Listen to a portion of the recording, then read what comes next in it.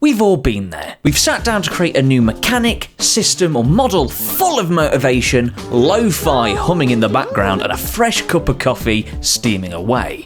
But as our fingers touch the keyboard, we suddenly realise, shit, where do I even start? This is called analysis paralysis, an inability to progress due to overthinking or overanalyzing the multitude of ways to proceed.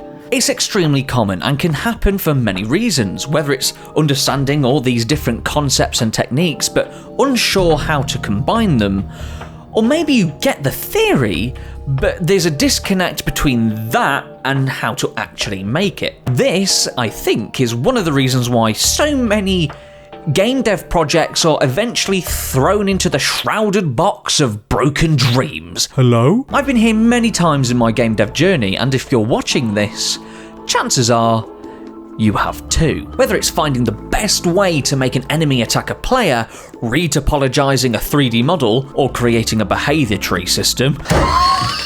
When frustration sets in, we all know how appetizing that plate of spaghetti becomes.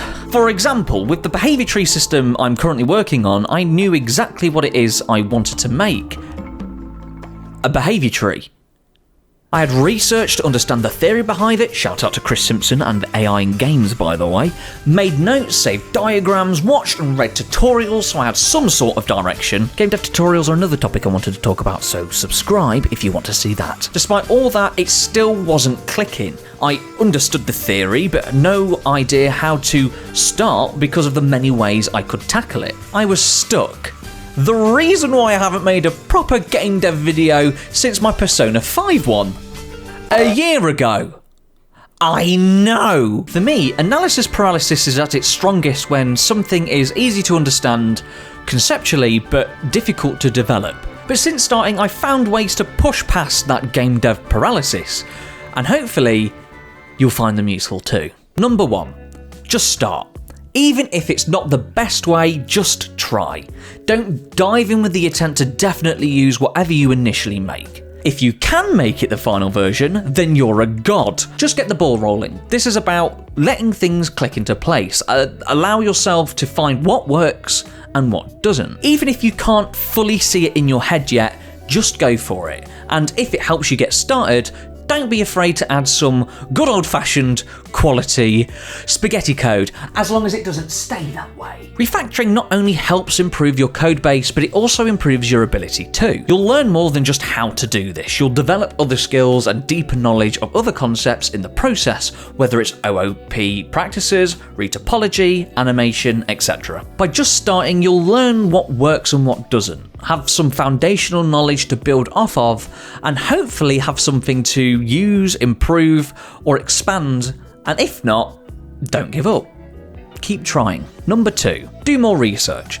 Sometimes not knowing how to go about your next move can be linked to needing just a little bit more information. It could be that one more paper, forum, blog, or GDC talk that makes suddenly everything clicks into place, and your brain's like,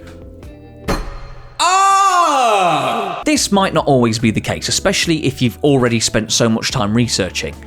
Often there's just more theory out there than practical direction, and that can amplify that sense of feeling lost. However, the theory you have learned, albeit often very generalised, can hint at what you need to do next. Complexity just needs some more indication or elaborate thought, and that's not always documented, but you've got to realise that that's not always the purpose of the material you found. Whether it's theory or practical details, try to take what you already know and just start. It's already difficult, so don't make it harder for yourself. Number 3, don't overcomplicate it, it's already difficult. I touched on this just a second ago, but when analysis paralysis kicks in, step back and assess whether you're overthinking or overcomplicating your own approach. I find it easy to fall into this trap when you're stuck, but found trying to be objective about my current approach allowed me to navigate the barriers that I had put there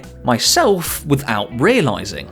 Assessing yourself doesn't really come naturally when you're busy focusing at the task at hand, so you might want to find a way to remind yourself. Set a timer or deadline for how long you'll try the current approach. Find something that will pull you out that gradual pit pit of frustration.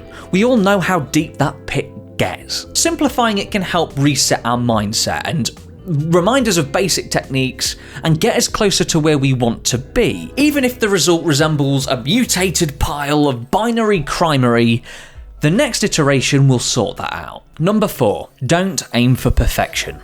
It's a lie. Not only will you never reach it, but it'll also take longer, even more so as you discover different ways to go about it, and your understanding is more likely to deepen through gradual progress. In other words, why try to build the final version straight away when you could steadily build a better version of the same thing over time?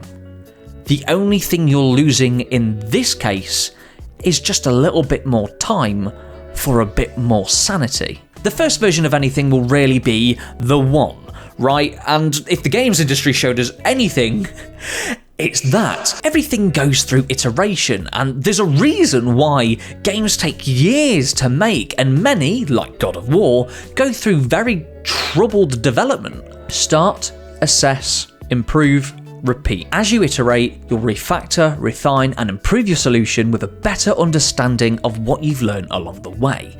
There's nothing worse than trying to reach the same level of competency at the start than building your understanding gradually. So don't be perfect, be smart, even if it does take you a bit longer. Number 5, hard things are hard, and that's okay.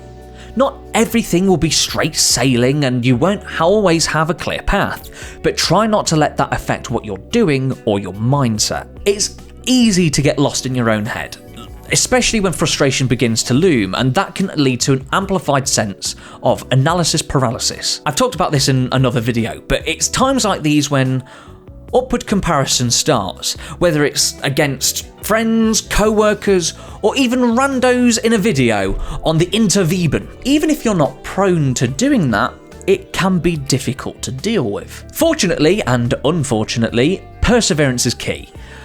If you give yourself the time and push through it, you'll find yourself getting there.